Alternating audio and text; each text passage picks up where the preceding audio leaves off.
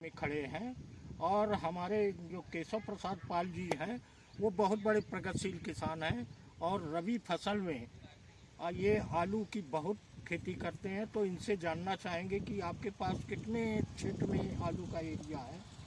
हमारे पास जो है 2 हेक्टेयर एरिया है। अच्छा, 2 हेक्टेयर में आलू करते हैं। जी जी। तो आप 2 हेक्टेयर में आलू करते हैं, आपने क्या क्या लगाया है अपनी ज़मीन में जब आलू की बुआई की थी?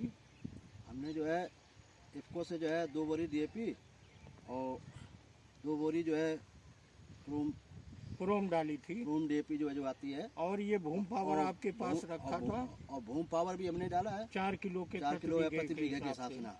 और जो है मतलब जो है जिंक सल्फेट डाली है, कैल्शियम नाइट्रेट डाला है। अच्छा, ये आपका खेत है, इतनी सारी चीजें डाली हैं। जी जी ये सारे माइक्रो न्यूट्रिएंट्स आपने डाले हैं जी जो फसलों को चाहिए। जी जी और ये सब कार्बनिक तत्व हैं। जी। हाँ, इसमें केमिकल वेस्ट के नहीं है। और ये जो फ्रेम आप देख रहे हैं तो ये भी जो है कार्बनिक खाद है। और इसमें जो है प्रोम का मतलब होता है फास्फोरेट rich organic manure.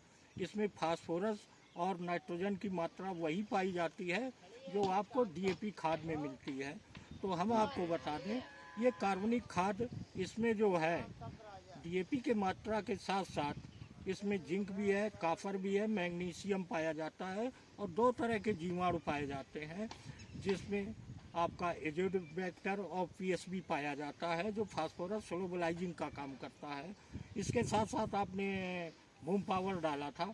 Bhoom power में वो सारे माइक्रो न्यूट्रिएंट्स, इसे मल्टी वो कल्चर कहेंगे या मल्टी जो है वो जाइम कहेंगे।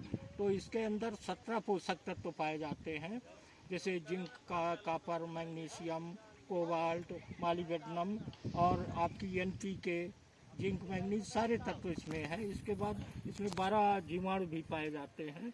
तो आपने ये कार्बनिक खेती की तरफ क्यों रुझान किया? आपकी क्या मंशा रही कि अब हम केमिकल से हट के थोड़ा कार्बनिक की तरफ जाएं?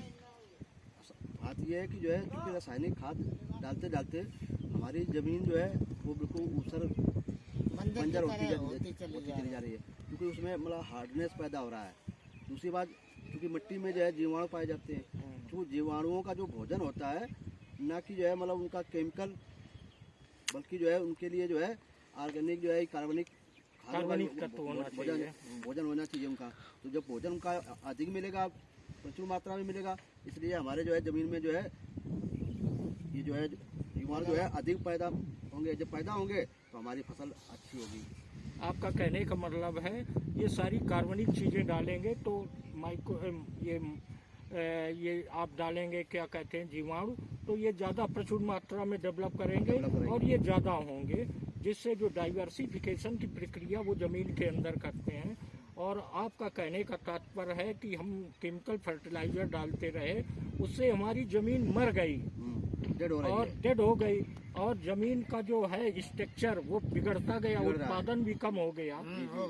तो जब तक हम लोग कार्बनिक स्तर पे नहीं जाएंगे, कार्बनिक खादों का इस्तेमाल नहीं करेंगे, तब तक हमारी ज़मीन बंजर की तरफ बढ़ती जाएगी। जैसा आप कह रहे हैं, ज़मीन का pH भी बढ़ता है। तो चलो, आपके लिए बहुत बहुत धन्यवाद। और आप हमें ये दिखा सकेंगे जो कार्बनिक खादें ये आपने डाली हैं, तो कोई एक पौधा आप दिखा दें जो देखें कैसा आपके आलू निकल रहा है। देखें जरा, आइए आइए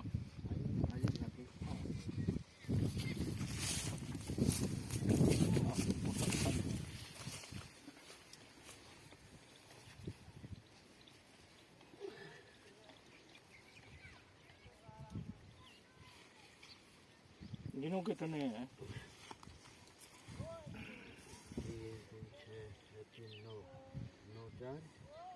9 से 8, 13, यानी आपके एक गुले में 13 कंद निकले हैं। वो भी मीडियम के साइज के हैं। अभी आपकी फसल ये जो है अभी ग्रोथ पर है, अभी ग्रोथ पे है, अभी बढ़ेगा इसमें।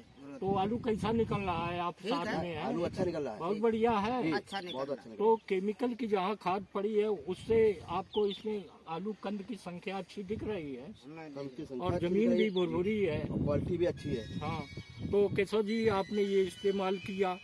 इसके बाद आप जो है ये स्प्रेइंग में जो है माइक्रो न्यूट्रिएंट्स का जी। इस्तेमाल किया। तो इसमें जो है मैं जो है भूम इसमें मैं भूम पावर और जो है ब्लूम और ग्रो ब्लूम का और इस्तेमाल ग्रो का जो किया। है इस्तेमाल करते ये हैं। 2 बार का किया आपने, और इससे आपका जो है कंद बढ़वार होती है, फसलों को जो पोषक तत्व चाहिए जी। उसको समय से मिलते हैं, क्योंकि फसलों को भी भोजन चाहिए। एक बार दे दिया उससे उनको नहीं, जैसे हम आप लोग भोजन करते हैं इसी तरह फसलों को समय समय पे दिया जाना चाहिए। तो वो आपने दिया, तो आपके कंद भी अच्छे निकले। आप इससे संतुष्ट हैं? जी, मैं इससे और संतुष्ट हूँ। आप किसानों को आप सलाह दें कि आप क्या कर, और किसानों को क्या बताएंगे? मैं जो है मतलब सभी किसानों से ये आग्रह करना चाहूँगा कि चूँकि कार्बनिक जो है खेती की तरफ जो है इस्तेमाल करके कार्बनिक खेती की तरफ आज रुझान बनाए अपना, क्योंकि जो है ये केमिकल जो है फर्टिलाइजर डालते डालते हमारी ज़मीन जो है थक गए और भूमि पैसा भी ज़्यादा वेस्ट होता है। इसलिए हम चाहेंगे सभी किसानों से हमारा ये आग्रह है कि कार्बनिक खेती की तरफ जो है ये ध्यान दें। और आप सभी लोगों से हम कहना चाहेंगे, ग्रीन प्लैनेट बायोटेक्नोलॉजी आपके लिए सारा जमीन के सारे समाधान लेके आई है। जैसा कि आपने देखा, डीएपी भी है, पोटास भी है, जिंक भी है, सल्फर भी है, कैल्शियम नाइट्रेट भी है, इसके साथ तमाम सारे तत्व हैं, यानी जमीन का पूरा समाधान है आपकी खेती के लिए। फंजीसाइड है, कीटनाशक है, और सबसे बड़ी बात ये है कि आप इसमें रजिस्ट्रेशन कराते हैं तो आपको सब्सिडी भी मिलना शुरू हो जाएगी। तो एक ये कहें कि आम के आम गुठलियों के दाम। मैंने भी रजिस्ट्रेशन करा रखा है। तो चलो, बहुत बहुत धन्यवाद केशव जी आपसे मिलके, और लोगों को बताते रहिए, क्योंकि एक जन मतलब भावना से कि लोगों का परोपकार होगा, लोगों की खेती सुधरेगी, लोगों की हेल्थ सुधरेगी, यानी ज़मीन की सेहत भी सुधरेगी और मनुष्यों की भी सेहत सुधरेगी। इसके लिए आपको बहुत बहुत धन्यवाद।